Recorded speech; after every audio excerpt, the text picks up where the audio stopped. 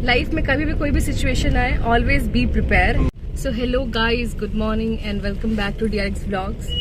और फाइनली हमारा ethical complete हो चुका है, खत्म हो चुका है, बस अप्रूवल आना बाकी है। हाँ, वो भी एक वीक के अंदर अंदर आ जाएगा। एंड अभी क्या है कि कल हमें लास्ट मोमेंट में पता लगा कि एग्जाम्स हमारे कैंसिल हो चुके हैं। ओवर बोलने वाली थी, कैंसिल होने सेंस कि मतलब हम लोगों ने पढ़ लिया था। हाँ, पोस्टपोन हो चुके हैं। तो वो आज तो नहीं है, वो अब होगा नेक्स्ट वेडनेसडे को। तो थोड़ी राहत है, बट मंडे को भी एग्जाम है। हाँ, मंडे को एग्जाम है, तो अब वेडनेसडे को एग्जाम है। तो अब उसकी टेंशन है। एग्जाम है। बट थैंकफुली हमने कल आने के बाद आलस मतलब बिल्कुल भी आलस नहीं किया था। और पढ़ाई मतलब जो भी था, जितना भी सिलेबस था, कम से 70% तो कवर कर ही लिया था। हम लोग लंच डिनर करने के लिए गए थे बाहर। Then we got to know कि एग्जाम्स पोस्टपोन हो चुका है। कैंसिल नहीं हुआ, पोस्टपोन हुआ है। हाँ। तो फिर भी हमारा मतलब था, मतलब दिक्कत नहीं है। लाइफ में कभी भी कोई भी सिचुएशन आए, ऑलवेज बी प्रिपेयर कि कभी भी कुछ भी हो सकता है। सही बात है। बट अच्छी बात है कि हम गुड वे में प्रिपेयर थे, तो हमें ऐसा कुछ मतलब लगा नहीं कि चलो कोई बात नहीं यार। तो अभी आलस बहुत ज्यादा आ रहा है, बट नहीं, क्योंकि इसके बाद जो एक हफ्ता है ना, मतलब मंडे से लेके नेक्स्ट मंडे तक का जो वीक है ना, उसमें सारे एग्जाम्स खत्म। हाँ। सारी टेंशन खत्म। उसके बाद हम लोग जा पाएंगे खुशी खुशी पूरे मन के साथ वार्ड में। और उसके बाद हमारा वार्ड भी तो चेंज होने वाला है। 24 सितंबर के बाद हमारा जो भी वार्ड है, पोस्टिंग चेंज होगी।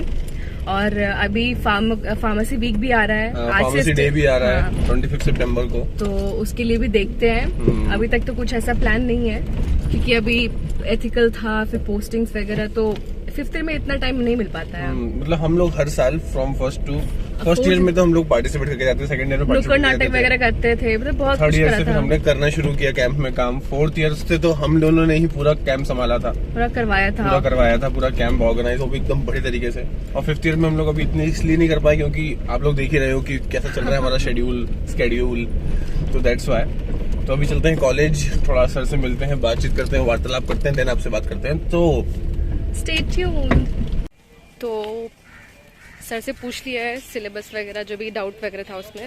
मंडे को हमारा जो अपकमिंग एग्जाम है, थोड़ा सा डाउट था उसमें सिलेबस को लेके, तो वो भी हमने क्लियर कर लिया। तो फिर तैयारी भी शुरू करेंगे थोड़ी थोड़ी करके। मोटरसाइकिल पहना है आज, ये बोल रहा था मैं। अच्छा। तो अभी हम जा रहे हैं रिसर्च सेल, क्योंकि अब क्या होगा शुरू, जैसे कि हमने मैं थोड़ा सा करता हूँ। तो guys, researcher over here, move over to second researcher. तो अभी क्या हुआ, इधर आ जा प्रज्ञा, तुम you can also contribute something, you also know very much. तो अभी हम जा रहे हैं रिसर्च सेल, क्योंकि अब से एक नया काम शुरू होगा, उसको हम पूरा 1 मंथ देंगे। वो काम ये होगा कि 1 मंथ या उससे थोड़ा ज़्यादा भी दे सकते हैं, कोई दिक्कत नहीं है। 1 मंथ 2 मंथ। हाँ, उसमें हम ये करेंगे कि अभी हमने जो अपना कल एथिकल दिया, तो उसकी तैयारी के लिए हमने क्या किया है, खूब सारे आर्टिकल्स पढ़े हैं, रिव्यू ऑफ लिटरेचर हमने किया है, उसको बोलते हैं ROL। इसका मतलब ये होता है कि इसमें आप कम से कम मोर देन 30-40 आर्टिकल्स पढ़ते हो, उसमें से बेस्ट आर्टिकल चूज़ करते हो और उनको अपने रिसर्च में इंक्लूड करते हो कि इसके वजह से हमने ये चीज़ कर रहे हैं, इसकी वजह से हम ये चीज़ कर रहे हैं, रेफरेंस के तौर पे। तो जब हमने रिव्यू ऑफ लिटरेचर किया होता है, तो हमें पता होता है कि रिसर्च में कौन सी चीज़ कहाँ से है। So with the help of review literature हम अभी रिव्यू आर्टिकल लिखेंगे। और अभी हमने करा है, तो हमारे मतलब वो फ्रेश माइंड में है, तो हम इजीली मतलब स्टार्ट कर सकते हैं। अब रिव्यू आर्टिकल क्या होता है, वो ये होता है कि जैसे एक स्टडी है, उस पर कम से कम मोर देन 50-60 आर्टिकल्स लिखे हुए हैं, तो हम उस सारे आर्टिकल्स को कंपाइल करके एक आर्टिकल लिखेंगे, उसको बोलेंगे रिव्यू आर्टिकल। तो हम अब सोच रहे हैं कि हम जो हमारा टॉपिक है उस पर एक रिव्यू आर्टिकल लिख दें। So that's our next step. And आज के ब्लॉग में हम लोग बात करने वाले हैं कि फर्स्ट ईयर का सिलेबस और उनकी बुक्स क्या क्या है। बहुत लोगों ने पूछा, मतलब हमारा 2nd-3rd कमेंट यही होता था, या फिर इंस्टाग्राम पे हर बंदे का यही होता था कि बता दो बुक्स क्या है फर्स्ट ईयर में, सब बच्चे आ चुके हैं। हमने सोचा है कि अभी फर्स्ट ईयर का करेंगे, देन 2nd एंड 3rd एक सेपरेट वीडियो बनाएंगे, सो दैट बच्चों को ईजी रहेगा।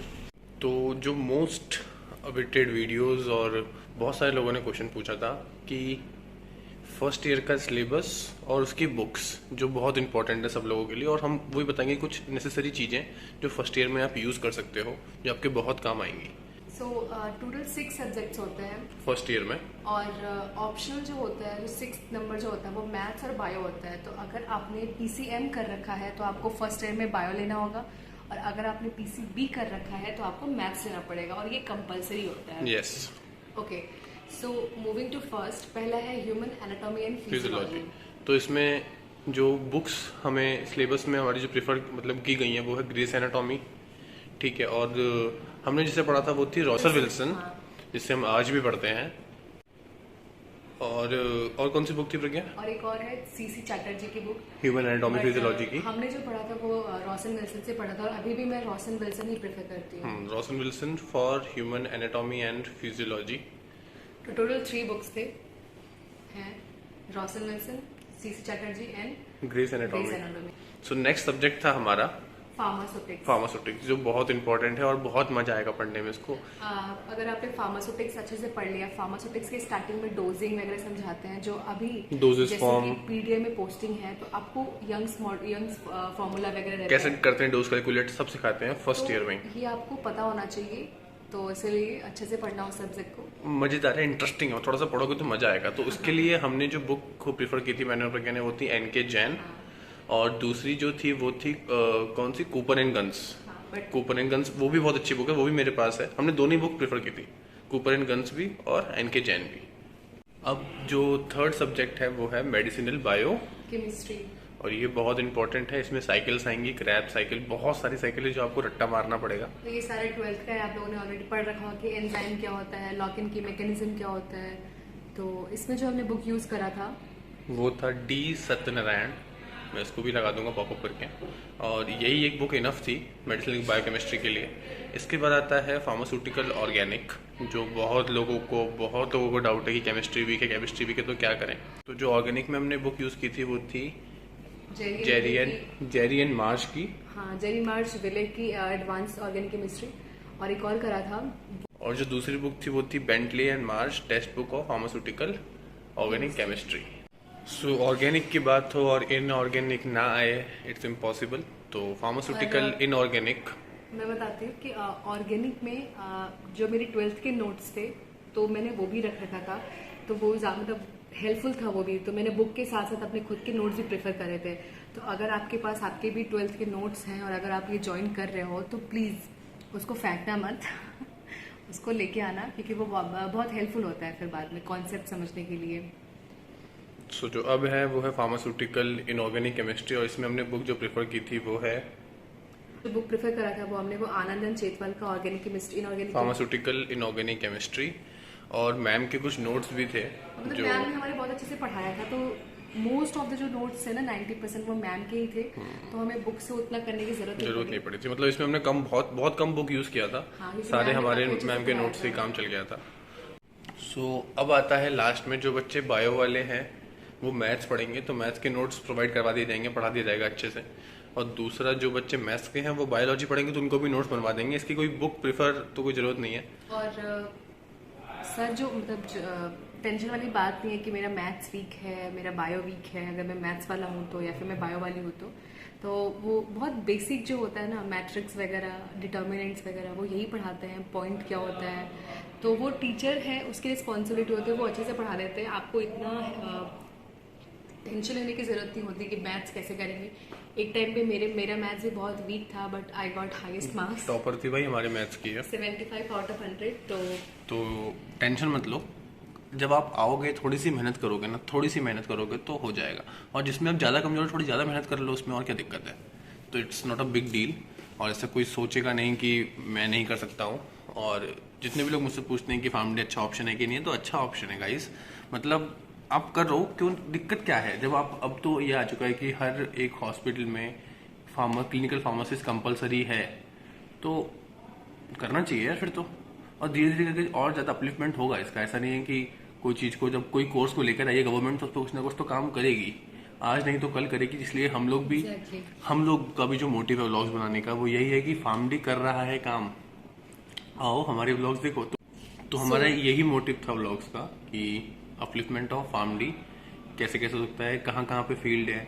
जैसे कि अभी क्लर्कशिप व्लॉग्स मेरा एक प्लेलिस्ट बनाई है मैंने, इसमें क्लर्कशिप के सारे व्लॉग्स चल रहे हैं। तो आगे जाके जिसको भी क्लर्कशिप देखनी होगी, कैसे काम होता है, क्या होता है, मतलब हम लोगों ने पूरी रिसर्च दिखा दी है प्रज्ञा कैसे होती है, और हम एक एक पॉइंट बता रहे हैं कि रिसर्च एथिकल के बाद आपका नेक्स्ट स्टेप क्या है, एक रिव्यू आर्टिकल लिखना। And I don't think so कि कोई भी इतने डिटेल्ड में अभी आपको ऐसी वीडियो दे रहा होगा।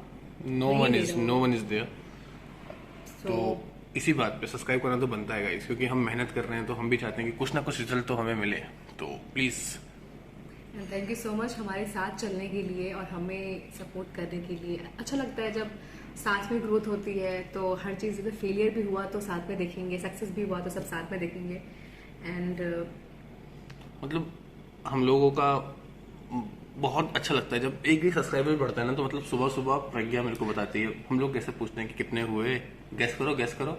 किसी ने ज़्यादा गैस करे तो सारे चल यार अभी होगा, टेंशन मत ले, वो भी कल परसों तक हो जाएगा। बट एक अच्छा लगता है, मतलब एक मोटिवेशन जो है ना वो आप लोग देते हो, सिर्फ और सिर्फ आप लोग देते हो। क्यों? एक सब्सक्राइब बटन दबाकर। समझ रहे हो कि एक सब्सक्राइब बटन की कितनी पावर होती है? जैसे एक वोट की पावर होती है ना, ऐसी सब्सक्राइब की पावर बहुत ज़्यादा है। exactly. तो हम चाहते हैं कि एक बड़े लेवल पे हम फार्मडी को रिप्रेजेंट करें, जिससे कि यू नो गवर्नमेंट की निगाह, सबकी निगाह में फार्मडी आए कि कुछ हो रहा है कि नहीं? exactly. तो वो आपकी हेल्प के बिना हम नहीं कर सकते हैं। No you guys are god for us. जो आप सब्सक्राइब करोगे, हमारे साथ रहोगे, हमें आशीर्वाद दोगे, तो हमारा काम होता रहेगा। तो ये था आज फर्स्ट ईयर का सिलेबस, जिसमें हमने सब बताया कि बुक्स कौन सी यूज़ करनी है, मैं लगा भी चुका हूँ, तो उससे आपको इजी होगा। और एक चीज़ जो मैं बोलना चाहूँगा वो ध्यान सब लोग रखें, एवरी ईयर के बच्चे ध्यान रखें कि रेगुलर पढ़ाई, सेल्फ स्टडी जो है वो कॉलेज में आके बहुत ज़रूरी है।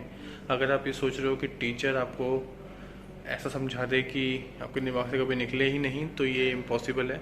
ठीक है, ऑब्वियसली कॉलेज में ये स्कूल नहीं है, ये कोचिंग नहीं है जहाँ पे आपको टीचर हर चीज़ पॉइंट टू पॉइंट समझाए। यहाँ पे टीचर क्या, कॉलेज में एक्चुअली हम बड़े हो जाते हैं, तो हमको खुद के ऊपर रिस्पॉन्सिबिलिटी लेना पड़ता है कि कैसे हम खुद से पढ़ाई कर सकते हैं। टीचर हमें एक फ्रेम दे सकते हैं, पीपीटी प्रोवाइड कर सकते हैं, डाउट्स क्लियर कर सकते हैं, बट एट द एंड हमें को सब कुछ करना है। तो ये चीज़ का हमेशा ध्यान रखना है। ठीक है, और कंसिस्टेंसी से पढ़ाई, मतलब रोज अगर 1 घंटा पढ़ रहे हो तो 1 घंटा पढ़ रहे हो आप। ठीक है, ये चीज़ इंपॉर्टेंट है। और इतना कुछ हार्ड नहीं है, कोई भी चीज़ हार्ड नहीं होती है। ठीक है, जब आप स्टार्टिंग करते हो तो you know first step is always a hardest step. तो वही होता है, जब आप चलना सीख जाते हो तो आपके लिए इट्स जस्ट अ जेम, है ना? तो वही एक चीज़ है। तो एक और चीज़ जो थोड़ी सी मैं बताना चाहूँगा कि हमारे व्लॉग्स जो होते हैं वो प्रैक्टिकली, और अगर कोई पढ़ने वाला या फिर कोई एक जो होगा ना जिसको अपनी लाइफ में कुछ करना होगा, उसको समझ में आएगा कि चीज़ें कैसे कैसे हो रही हैं।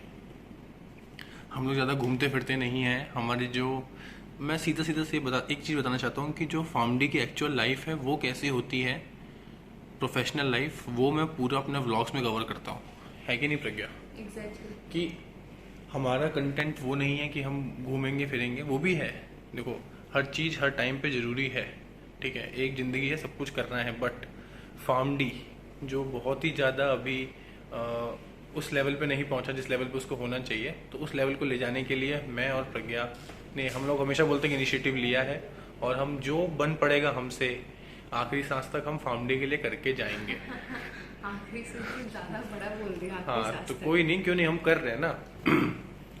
तो इसी गुड नोट पे हम करते हैं ब्लॉग को and. So that's it for today.